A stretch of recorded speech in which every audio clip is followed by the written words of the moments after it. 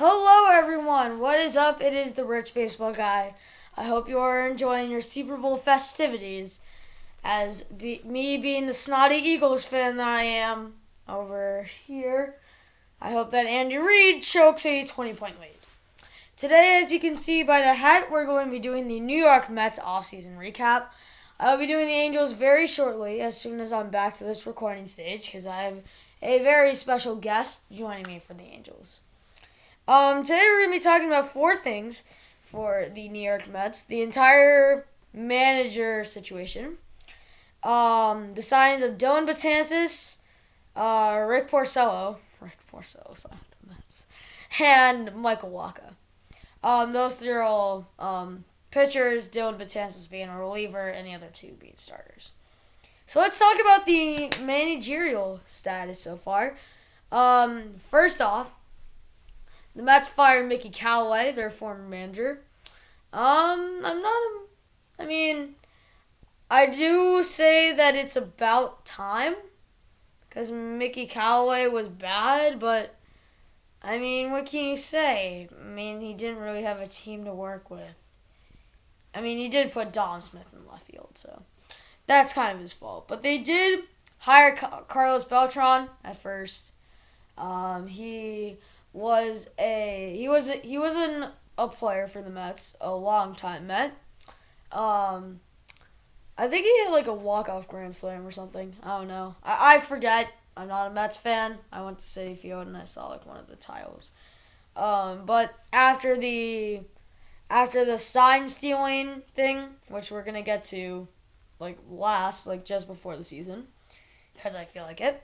They fired Beltran, and his managerial record is 0-0.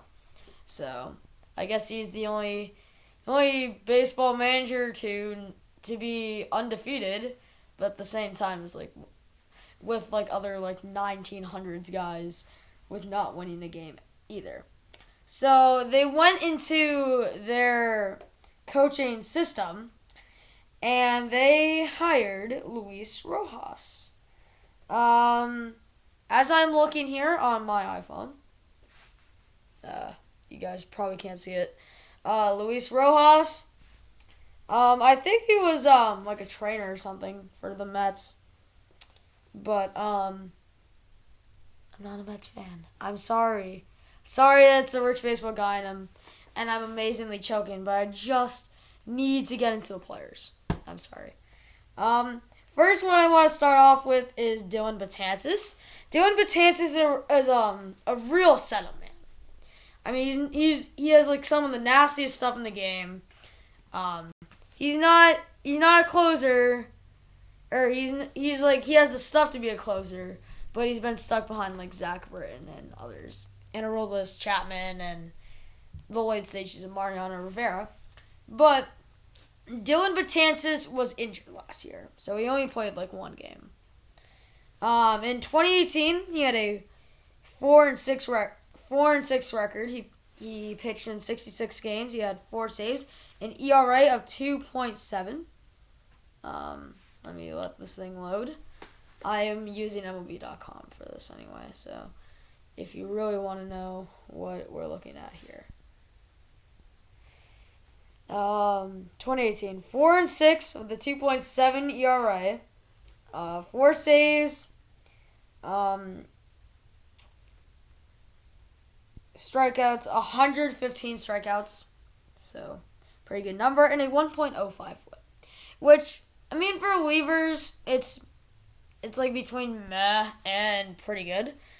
For starters, that would be amazing, but obviously, relievers, you only pitch in 1 inning a game nowadays, so I don't really expect to be like that this year. I really think that Dellin Betances, with the whole Edwin Diaz thing last year and the whole bullpen situation in New York, I think he's gonna get a lot of bullpen work. I think he's gonna get right around 75 innings or 75 appearances. So, yeah, Dellin Betances, that was a pretty nice pickup. Actually, I'm going to go further and say that Dellin Betances is going to be the saves leader after this year. All right, the next guy is from the St. Louis Cardinals, He used to play for the St. Louis Cardinals. His name is Michael Wacha. And if I said anything else and if I said something differently, I'm sorry. He did play in 2019. He was healthy. He had a 6-7 record, and 4.76. Yikes! 4.76. That is not good at all. I mean, I'm sorry, but that's not what we're really looking for here. He pitched 126 and 2/3 innings. I mean, okay. He wasn't the ace by all means. Jack Flaherty is obviously the ace of the St. Louis Cardinals. Let me just see if I need anything else. 104 strikeouts, which I mean it could be better, and a 1.56 whip.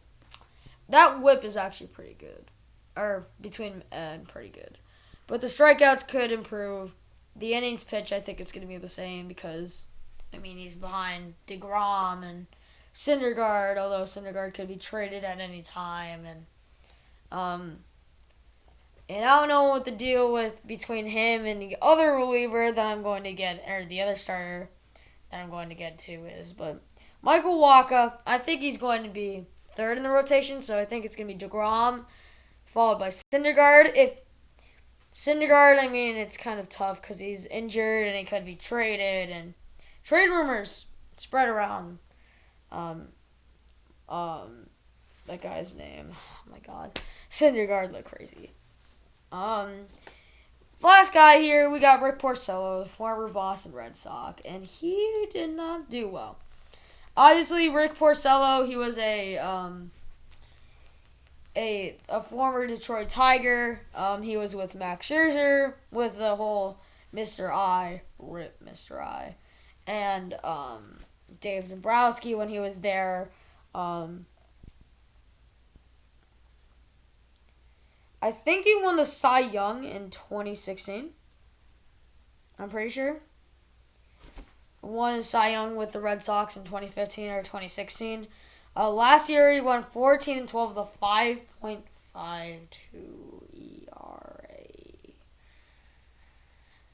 Yikes! 32 games started.